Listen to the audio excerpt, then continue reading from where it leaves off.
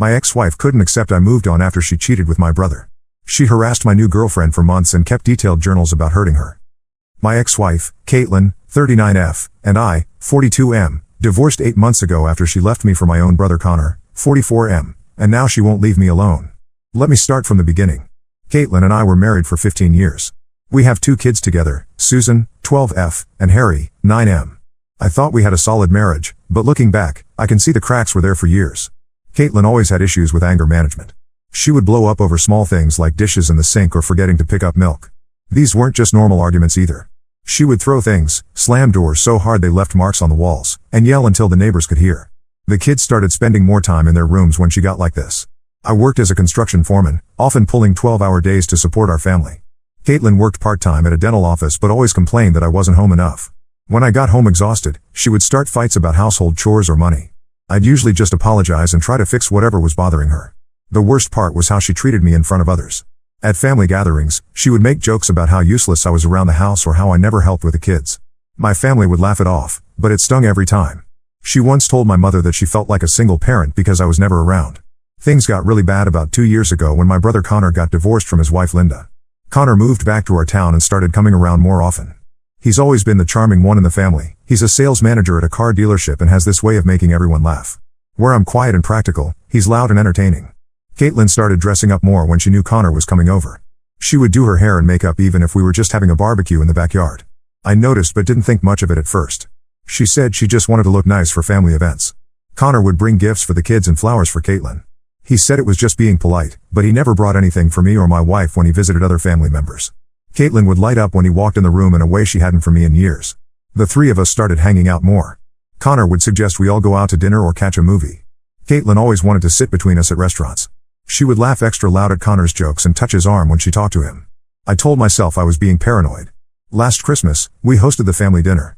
Caitlin spent days preparing everything perfectly. She bought a new dress and got her nails done. During dinner, I watched her and Connor sharing inside jokes and finishing each other's sentences. When I tried to join the conversation, they would change the subject. After everyone left, I was cleaning up the kitchen when I found Caitlin and Connor on the back porch. They weren't doing anything inappropriate, just talking quietly with their heads close together. When they saw me, they both stepped apart quickly. Caitlin said they were just discussing Connor's job situation. In January, Caitlin started staying out later after work. She said the dental office was doing inventory or she was helping her friend with wedding planning. She would come home around 9 or 10 at night, shower immediately, and go straight to bed. When I asked about her day, she would give short answers and seem irritated. I found out the truth on Valentine's Day. I decided to surprise Caitlin at work with lunch, but her coworker told me she had called in sick. I drove home and found Connor's truck in our driveway. I used my key and walked into my own house to find my wife and brother on my couch. Caitlin didn't even try to deny it. She just looked at me and said she was done pretending. Connor grabbed his shirt and left without saying a word. Caitlin told me she had been seeing him for 3 months and that she was moving out. I asked her why. She said Connor made her laugh and that I had become boring. She said I was always tired and never wanted to do anything fun. She said Connor understood her in a way I never had. The divorce went through quickly since Caitlin didn't contest anything. She moved into an apartment across town with Connor. The kids were devastated, especially Harry, who kept asking when mommy was coming home. For months, I barely functioned. I would drop the kids at school, go to work, pick them up, make dinner, and go to bed. Weekends were the hardest because the house felt too quiet. The kids would spend every other weekend with Caitlin and Connor, and those were the worst days. My coworker Tom kept inviting me to grab drinks after work, but I always declined. Finally, in June, he wore me down and I agreed to meet him at a bar downtown. That's where I met Kim, 37F. Kim was there with her sister, celebrating a promotion at her marketing job. Tom knew her sister from somewhere and introduced us. Kim was completely different from Caitlin, calm, easy to talk to, and she actually listened when I spoke. We talked for hours about everything except my divorce. We started dating slowly. Kim knew about my situation and never pushed for more than I was ready for. She would come to my house sometimes and help with dinner or homework. The kids liked her immediately because she didn't try too hard to win them over. She just treated them like regular people.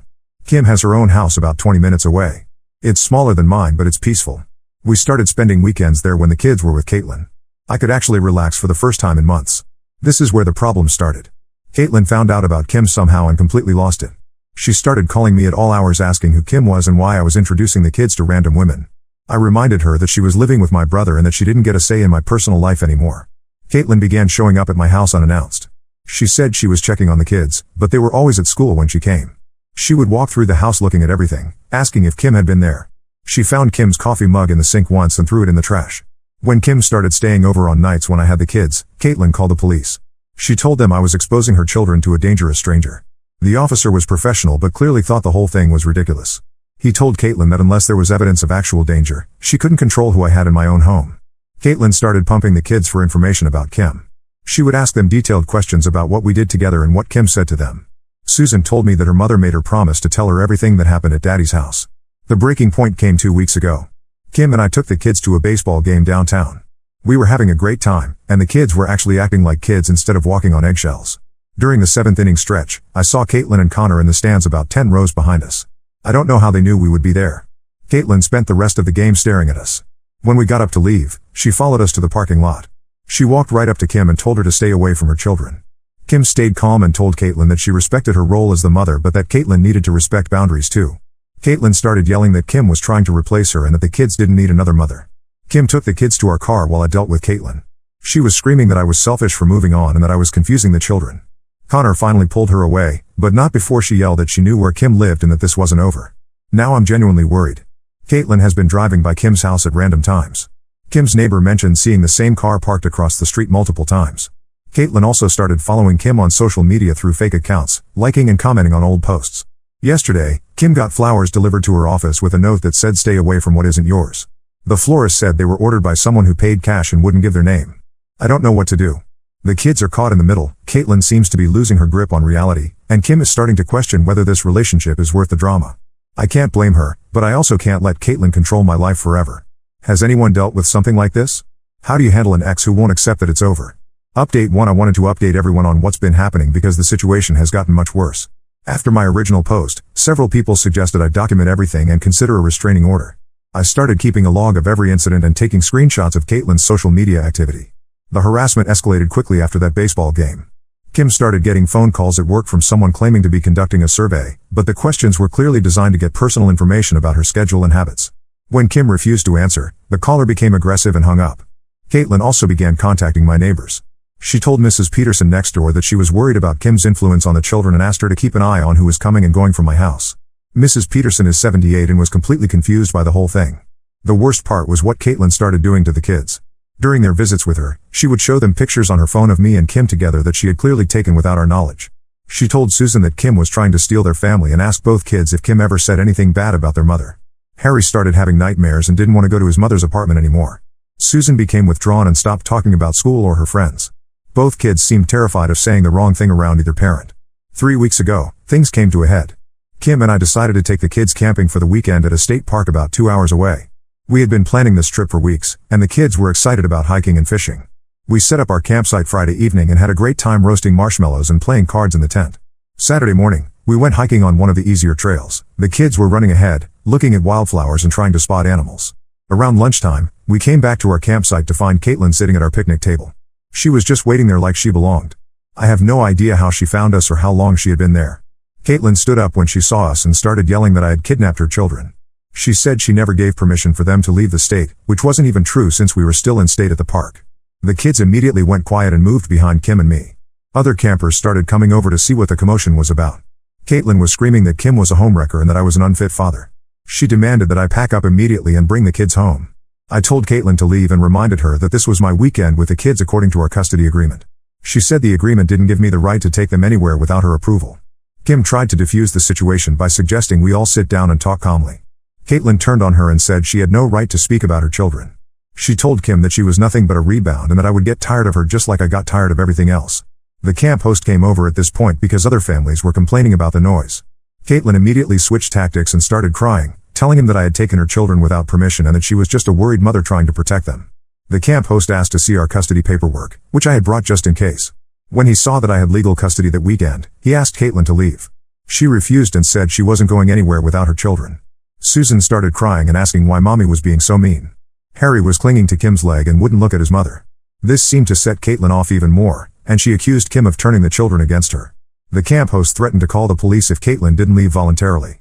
She finally got in her car but not before telling me that this wasn't over and that I would regret bringing Kim into her children's lives. We tried to salvage the camping trip, but the kids were upset and just wanted to go home. We packed up early and drove back Saturday evening instead of staying through Sunday as planned. When we got to my house, we found that someone had thrown eggs at the front door and windows. The yolk had dried in the sun and was difficult to clean off. My next-door neighbor said she saw a car matching Caitlin's driving slowly past the house around noon Saturday. I called my lawyer Monday morning. He said we had enough evidence to request a restraining order and that Caitlin's behavior was clearly harassing and potentially dangerous. He also suggested that we might need to revisit the custody arrangement if she continued interfering with my parenting time. Kim and I had a long talk that weekend about whether we should continue seeing each other. She said she cared about me and the kids, but that she had never signed up for this level of drama. She needed time to think about whether she wanted to deal with Caitlin's behavior long term. I completely understood her position, but I also realized that letting Caitlin drive Kim away would just encourage more of this behavior in the future. If I backed down now, Caitlin would think she could control any relationship I tried to have. The restraining order hearing was scheduled for the following week. My lawyer advised me to avoid all contact with Caitlin except through him and to document any further incidents. 2 days before the hearing, Connor called me for the first time since I caught them together. He said Caitlin was making his life miserable and that her obsession with me and Kim was destroying their relationship. He asked if there was anything I could do to make her back off. I told him that this was the situation he created when he decided to sleep with my wife, and that he would have to figure it out himself. He said Caitlin had been talking about me and Kim constantly and that she spent hours every day checking Kim's social media accounts and driving by her house. Connor also revealed something I didn't know. Apparently, Caitlin had been calling my workplace trying to get me fired. She told my supervisor that I was using company equipment for personal business and that I had been stealing time by leaving early to meet Kim. My boss mentioned this to me in passing, saying he knew it was probably divorce-related nonsense, but asked me to be extra careful about following all company policies. The restraining order was approved. The judge said Caitlin's pattern of behavior constituted harassment and stalking, and that her interference with my custody time was unacceptable. She was ordered to stay at least 100 yards away from me, Kim, and Kim's home and workplace. Caitlin's lawyer argued that she was just trying to protect her children, but the judge pointed out that showing up at our campsite uninvited and vandalizing my property had nothing to do with child welfare. I thought the restraining order would solve the problem, but I was wrong. Caitlin found ways to work around it while technically staying within the legal boundaries. She couldn't contact me directly, so she started using the kids as messengers. During her custody visits, she would tell them things to pass along to me, like asking when Kim was going to move in or whether I was planning to marry her. She also began scheduling activities during my custody time that she claimed were unmovable appointments for the children. Doctor visits, dentist cleanings, and school events all seemed to fall on weekends when the kids were supposed to be with me. When I objected, she would say these were the only available appointments and that the children's health and education came first. She was technically right, but the pattern was obvious. Kim decided to give our relationship another chance, but she asked me to be completely honest about how bad things might get. I told her I honestly didn't know, but that Caitlin seemed determined to make both our lives miserable. We're still together, but the stress is affecting everything. Kim has started looking over her shoulder when she leaves work. I'm constantly worried about what Caitlin will do next. The kids are caught in the middle and showing signs of the stress. I don't know how to make this stop without completely giving up on having a personal life, and I'm not sure that would even work at this point. Update 2: The situation with Caitlin has taken some unexpected turns, and I wanted to update everyone who has been following this mess. First, the restraining order didn't stop her behavior like I hoped it would. Caitlin became more creative about finding ways to interfere with my life while technically staying within the legal boundaries. She started showing up at places where she knew I would be, but always maintaining the required distance. When I took the kids to their soccer games, she would park exactly 110 yards away and watch through binoculars. At the grocery store, she would follow me through the aisles but always stay far enough away that she couldn't be accused of violating the order. Kim's work situation became unbearable. Even though Caitlin couldn't contact her directly, she found other ways to cause problems. Someone started calling Kim's office multiple times a day and hanging up. Her company's main phone number was posted on social media with false reviews claiming their employees were unprofessional and unreliable. Kim's boss eventually called her in for a meeting about the disruption to their workplace. Kim explained the situation, and her boss was understanding but made it clear that they couldn't continue having their business affected by her personal problems. The kids were getting worse too. Susan started having stomachaches on days when she was supposed to visit her mother. Harry began wetting the bed again, something he hadn't done in years. Both of them seemed afraid to mention Kim around their mother, but also afraid not to answer when Caitlin questioned them about her. My lawyer suggested we document everything and prepare to request a modification of the custody agreement. He said Caitlin's behavior was affecting the children's well-being, and that might be grounds for reducing her custody time. Then something happened that changed everything. 6 weeks ago, I got a call from Linda, Connor's ex-wife. I hadn't spoken to her since their divorce, but she said she had information I needed to hear. Linda asked if I could meet her for coffee, away from anywhere Caitlin might see us. I was hesitant because I didn't want to get involved in more family drama, but she said it was about the kids' safety. We met at a diner on the other side of town. Linda looked terrible, thin and tired, like she hadn't been sleeping. She told me that Connor had been calling her, complaining about Caitlin's behavior and asking if he could stay at Linda's house sometimes when Caitlin got too intense. According to Linda, Caitlin's obsession with me and Kim had completely taken over her life. She spent hours every day parked near Kim's house or workplace.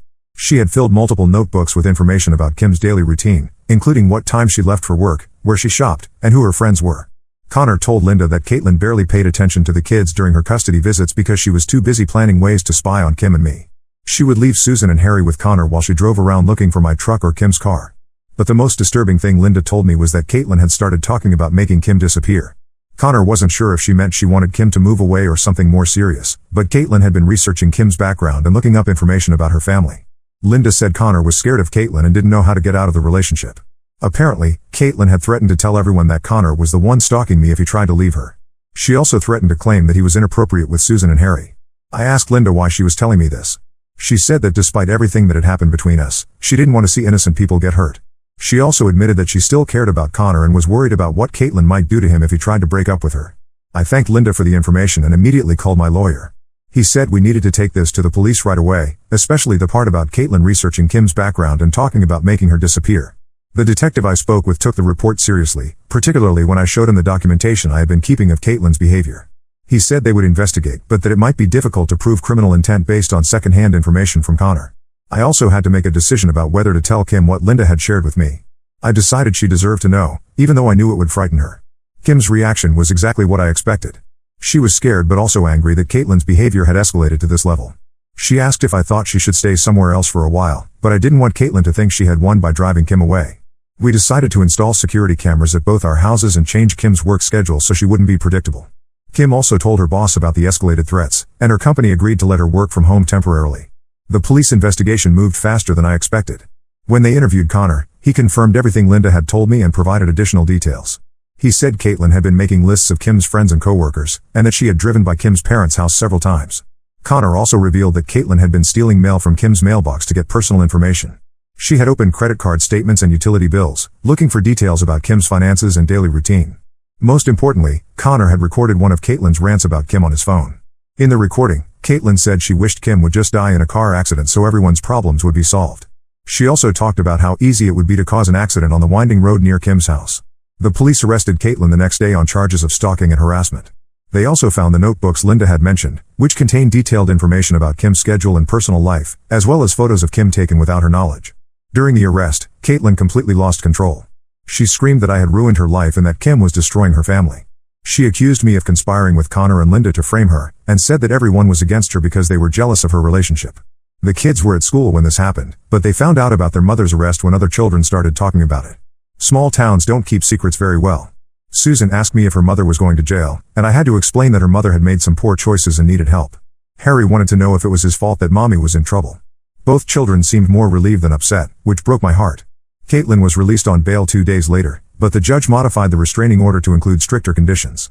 She wasn't allowed to go within 500 yards of Kim or me, she couldn't use any electronic devices to monitor our activities, and she had to surrender her passport. Connor moved out of their apartment the day Caitlin was arrested. Linda let him stay at her house temporarily, though she made it clear this didn't mean they were getting back together. Caitlin's behavior during her court appearances has been erratic. She fired 2 lawyers because they wouldn't argue that she was the victim in this situation. She represents herself now and spends most of her court time ranting about how I turned everyone against her. The custody evaluator recommended that Caitlin's visits with the kids be supervised until she completes a psychological evaluation and anger management program.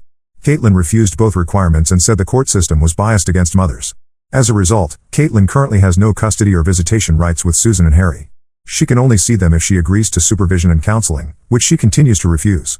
The kids are doing better now that they don't have to worry about their mother's unpredictable behavior. Susan's stomachaches have stopped, and Harry is sleeping through the night again. They still ask about their mother sometimes, but they seem relieved not to be caught in the middle of her drama. Kim and I are still together, and our relationship has actually grown stronger through this ordeal. She's shown incredible patience and strength in dealing with everything Caitlin put us through. I never wanted things to end this way with Caitlin, especially for the kids' sake. But her behavior left everyone with no choice but to protect themselves and the children. Update 3: I'm writing this final update because several people have asked about the outcome of Caitlin's legal case and how the kids are doing. Caitlin's trial ended 3 weeks ago. She was convicted on multiple charges including stalking, harassment, and mail theft. The judge sentenced her to 18 months in jail, followed by 3 years of probation. She was also ordered to complete a psychological evaluation and anger management program before she can petition for any visitation rights with Susan and Harry. During the trial, more details came out about the extent of Caitlin's behavior. The prosecution presented evidence that she had been planning to confront Kim at her workplace with a baseball bat. Police found the bat in Caitlin's car along with printed maps of Kim's office building and notes about Kim's daily schedule. Caitlin's court-appointed lawyer tried to argue that she was suffering from a mental health crisis brought on by the stress of divorce, but the prosecution successfully demonstrated that her behavior was calculated and premeditated rather than impulsive. The most disturbing evidence was a journal Caitlin had been keeping where she wrote detailed fantasies about hurting Kim in various ways. She had also researched how to make anonymous phone calls and how to follow someone without being detected. Caitlin showed no remorse during the trial. She continued to insist that she was the victim and that I had orchestrated everything to turn people against her. She accused me of bribing Connor and Linda to lie about her behavior. When the judge read the sentence, Caitlin screamed that this was all Kim's fault and that she would never forgive any of us for destroying her life. She had to be physically removed from the courtroom. Connor testified against Caitlin during the trial, which effectively ended any possibility of them reconciling. He admitted that he had been afraid of Caitlin for months and that she had threatened him multiple times when he tried to set boundaries about her obsession with me and Kim. Connor has been staying with Linda, and they're apparently working on rebuilding their relationship. Linda told me they're taking it very slowly and that Connor is getting counseling to understand how he ended up in such a destructive situation with Caitlin. I don't have much sympathy for Connor since he created this mess in the first place, but I'm glad he finally did the right thing by testifying about Caitlin's behavior. The kids have been doing much better since Caitlin's arrest. Susan is back to being a normal 12-year-old who worries about school projects and friends instead of walking on eggshells around her mother. Harry has stopped wetting the bed and is sleeping through the night consistently. Both kids have asked when they might see their mother again. I've been honest with them that their mother needs to get help for her problems before that can happen, and that it might be a long time. Susan seems to understand this better than Harry, who still hopes his mother will get better soon. We've been seeing a family counselor who specializes in helping children deal with unstable parents. The counselor has been helpful in teaching the kids that their mother's behavior wasn't their fault and that they don't have to fix adult problems. Kim has been amazing throughout this entire situation. She never once suggested that I choose between her and dealing with Caitlin's harassment. She supported me through the police investigation and trial, even when it meant disrupting her own life and career. We've decided to move in together. Kim's house is in a better school district for the kids, and it feels like a fresh start for all of us. Susan and Harry are excited about the move and have already picked out their new bedrooms. Kim and I aren't rushing into marriage, but we've talked about it as a possibility in the future. For now, we're focused on creating a stable environment for the kids and building our relationship without the constant stress of Caitlin's interference. I've learned a lot about myself through this experience. I spent too many years accepting Caitlin's abuse because I thought that was what marriage required. I made excuses for her behavior and blamed myself for not being able to make her happy. Kim has shown me what a healthy relationship looks like. We disagree sometimes, but we talk through problems instead of screaming at each other. She treats the kids with respect and patience, and she's never used them as weapons in adult conflicts. The restraining order against Caitlin remains in effect for another 2 years. Given her behavior during the trial and her lack of remorse, I don't expect her to respect it once she's released from jail. We'll continue to document any violations and work with law enforcement to ensure everyone's safety. Some family members have suggested that I should forgive Caitlin for the kids' sake, but forgiveness doesn't mean allowing someone to continue harmful behavior. The kids are safer and happier without their mother's chaos in their daily lives. If Caitlin genuinely gets help and changes her behavior, I might consider supervised visits in the future. But that decision will be based on what's best for Susan and Harry, not on family pressure or guilt. For anyone dealing with a similar situation, my advice is to document everything, don't hesitate to involve law enforcement when behavior escalates, and prioritize the safety of your children above all else. Don't make excuses for someone who refuses to respect boundaries, even if that person is a family member. Caitlin chose to escalate this situation at every opportunity instead of accepting that our marriage was over and focusing on co-parenting our children. Her choices led to the consequences she's now facing. Now let's move to the next story. Story 2. After finding out her husband was cheating, my sister demanded to move into our family home she made me buy from her 15 years ago. When I refused, she tried breaking in. I, 45F, am in a difficult situation with my sister Carissa, 43F, regarding our parents' house, and I need some outside perspective because my entire family is against me right now. For some background, our parents passed away 15 years ago in a car accident when I was 30 and Carissa was 28. They were driving home from their anniversary dinner when a drunk driver hit them. It was devastating for both of us, but we handled grief very differently. Our parents left their house to both of us equally in their will. At that time, Carissa was married to Tom and had just given birth to their first child, Emily. I was single and had just started my career as an accountant at a small firm. The house meant everything to me because our grandfather had built it himself in 1945 after returning from World War II. He spent 5 years building it, and every room has a story. My dad used to tell us how he helped his father as a young boy, carrying bricks and learning carpentry. 4 generations of our family have lived in this house. After our parents passed, Carissa told me she couldn't bear to live in the house because it had too many memories. She wanted to sell it immediately and split the money. I still remember that conversation. She came over one morning about 2 weeks after the funeral and told me she had already contacted a real estate agent. I was shocked because we hadn't even finished sorting through our parents' belongings. I begged her not to sell. I explained how much family history was in this house. The measuring marks on the kitchen doorframe showing our heights as we grew up, the secret compartment our grandfather built in the living room fireplace, the apple trees our dad planted when each of us was born, everything about this house tells our family's story. I offered to buy her share, but as a new accountant, I didn't have nearly enough money. I asked her to wait a few years until I could save up, but she refused. Carissa became really aggressive about selling. She threatened to take me to court to force a sale if I didn't agree. She knew I couldn't afford a legal battle on top of everything else. I was still paying off my student loans and had just started my career. To keep the house, I had to take out a massive loan at a horrible interest rate because my credit wasn't great at the time. It was really difficult financially. I had to move back into my old bedroom because I couldn't afford to rent an apartment while paying the mortgage. I took on freelance accounting work on weekends and evenings, barely sleeping some weeks to make all the payments.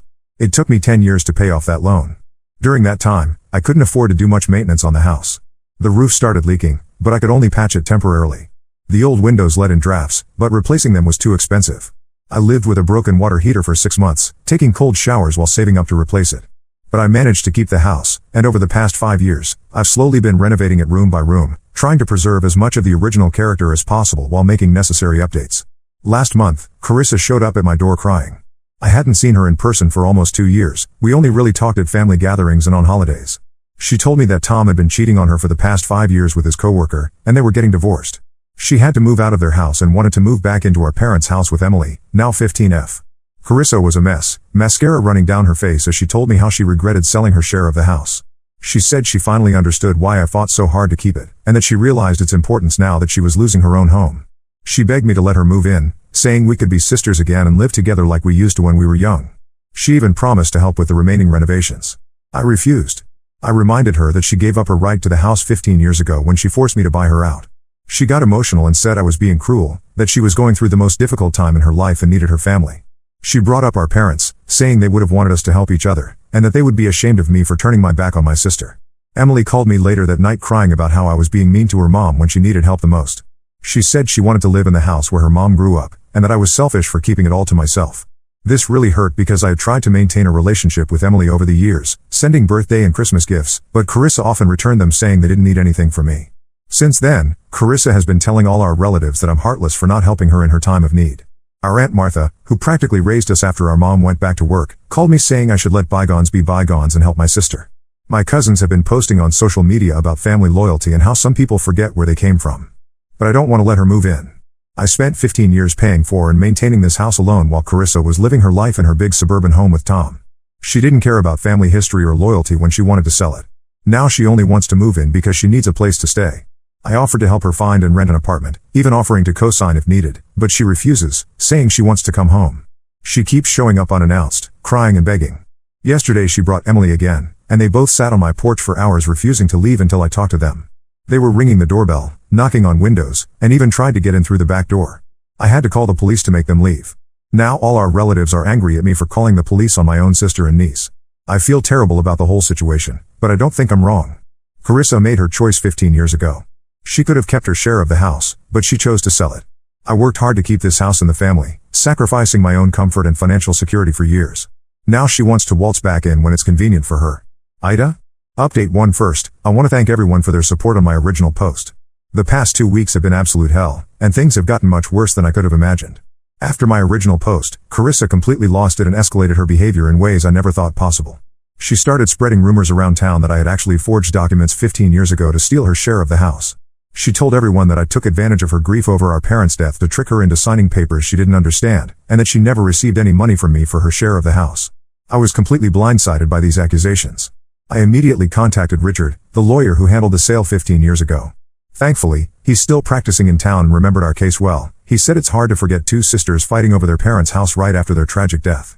He still had all the documentation in his archives, including the notarized sale agreement with Carissa's signature, proof of the wire transfer to her account, and even his own detailed notes from our meetings. He remembered how Carissa had been the one pushing for a quick sale and how I had begged for more time to gather funds. I also dug through my old files and found my bank statements from that time showing the loan I took out, with the exact amount matching Carissa's share of the house value. I even found the property assessment report we had done before the sale. I thought having all this proof would clear things up quickly. But before I could show these documents to anyone, Carissa took her lies to the next level. She went to the local newspaper, the Daily Herald, with her story. They ran a front-page article titled "Local Woman Accuses Sister of Stealing Family Home." The article made me sound like some kind of monster who took advantage of my grieving sister and her newborn baby. They even included a picture of Carissa crying in front of our parents' house, which I later found out she took specially for the article. The impact on my life has been devastating. I live in a small town where everyone knows everyone, and my reputation has been completely ruined. People I've known my entire life, who watched me grow up, now look at me like I'm some kind of criminal. The ladies at my church, where I've been going for 20 years, whisper behind my back. I've lost 3 accounting clients who said they couldn't trust someone accused of fraud. I've received dozens of hateful emails and messages from people in town calling me every horrible name you can imagine. Last Tuesday, I woke up to find my car vandalized. Someone had spray painted the word thief across both sides and slashed my tires. The police said they couldn't do anything without evidence of who did it. I had to miss work that day dealing with insurance and getting my car towed to the shop. The repair shop owner, who's known me for years, made me pay up front because he said he couldn't trust I would pay the bill. I hired a lawyer immediately and sent Carissa a cease and desist letter. My lawyer also contacted the newspaper with all our documentation proving Carissa's allegations were false. They published a small retraction 3 days later on page 6, but honestly, the damage was already done. Nobody seems to care about the truth now that the lies are out there. The worst part in all of this has been Emily's involvement. Carissa apparently showed Emily some edited versions of the old documents, convincing her that I had stolen her mother's inheritance. Emily posted a long rant on social media about how I was a cruel, greedy aunt who never cared about her and had stolen from her mother when she was just a baby. She shared old family photos of us together and wrote about how fake I was all these years, pretending to care by sending gifts while sitting in her stolen house. This hurt more than anything else because I truly love Emily. I have a box in my closet with every drawing and school photo she ever sent me, even though Carissa returned most of my gifts to her. But what really broke my heart was finding out that Carissa had been planning this whole thing for months. My neighbor Linda told me she saw Carissa with a real estate agent back in March, 3 months before she showed up crying at my door. Carissa was walking around the property with the agent, taking pictures and discussing potential renovations. She told the agent she was planning to sell the house soon and wanted to know its current market value. She was so confident she could force me to let her move in that she was already making plans to sell the house again. The situation has gotten even more frightening in the past few days. I installed security cameras after the car incident, and I'm so glad I did. Carissa has shown up at least 5 times after being told to leave. Last night, she actually tried to break in through the kitchen window, screaming that she had as much right to be in the house as I did. The police caught her in the act this time, but they still just warned her and let her go. I'm meeting with my lawyer tomorrow to discuss getting a restraining order. I've started documenting everything, taking photos, saving emails, recording phone calls, my state is one-party consent, and keeping a detailed log of every incident. Even my always neutral cousin Mark called me yesterday to warn me that Carissa has been calling relatives asking for money to sue me for the house. I feel like I'm living in a nightmare, and I can't believe my own sister would do this to me. Update 2: I need to share some shocking information I discovered that changes everything about this situation. A distant cousin Rachel reached out to me after seeing Carissa's social media posts about our conflict. Rachel lives in California and we haven't spoken in years, but she felt she needed to tell me something important about Carissa's financial situation when our parents died. According to Rachel, about 2 months before our parents' accident, our maternal grandmother had secretly given Carissa a significant inheritance, $200,000 in cash. Grandmother had always favored Carissa, she looked exactly like mom, and wanted to help her start her life with a new baby. Carissa never told anyone about this money, not even Tom knew about it initially. Rachel only knew because she had driven grandmother to the bank that day and helped her arrange the transfer to Carissa's account. This revelation made me feel physically sick. When Carissa was pressuring me to sell our parents' house, she had $200,000 sitting in her account. She could have easily waited for me to save up money to buy her share, or she could have bought my share outright. Instead, she forced me to take out a predatory loan that took me a decade to pay off, while she had more than enough money to be patient. When I confronted Carissa about this over text, she initially denied everything. But after I told her Rachel had proof of the bank transfer, she broke down and admitted it was true. She said she had used the money to buy a vacation home in Florida with Tom, the same vacation home he got in their divorce settlement. She tried to justify it by saying she was young and stupid, and that Tom had pressured her into buying the vacation property as an investment. But that's not all I discovered. Through mutual friends, I learned that Carissa's divorce situation isn't what she presented to me at all. Tom didn't just suddenly start cheating on her 5 years ago. They had actually been separated for 2 years already, living apart while trying to keep up appearances for their families. Carissa had been living in a luxury apartment that cost $3,000 a month, paid for by their joint savings. She only wanted to move in with me because Tom finally cut off her financial support and told her to get a job. I also found out that Carissa had been lying about her job situation. She told me and everyone else that she was working part-time at a boutique, but her friend Maria let slip that Carissa hasn't worked in over a year. She quit her job because she didn't like the early morning hours, expecting Tom to keep supporting her lifestyle. Now she's running out of money and desperate for a place to stay. Emily came to see me alone yesterday after school. This was the first time we've spoken face to face since her social media posts about me. She broke down crying and apologized for what she had posted. She revealed that Carissa had actually dictated those posts to her, telling her exactly what to write and guilt-tripping her by saying they might end up homeless if Emily didn't help convince me to let them move in. Emily also told me something that broke my heart. Carissa had been poisoning her against me her entire life. Whenever my birthday or Christmas gifts would arrive for Emily, Carissa would tell her that I was only sending them out of guilt for stealing their share of the house. She told Emily that I was living in luxury while they struggled, even though anyone could see that their suburban house was much nicer than mine. Every time Emily asked about visiting me, Carissa would tell her I didn't really want to see her and was just pretending to be nice. The most shocking part was when Emily showed me her old diary from when she was 10.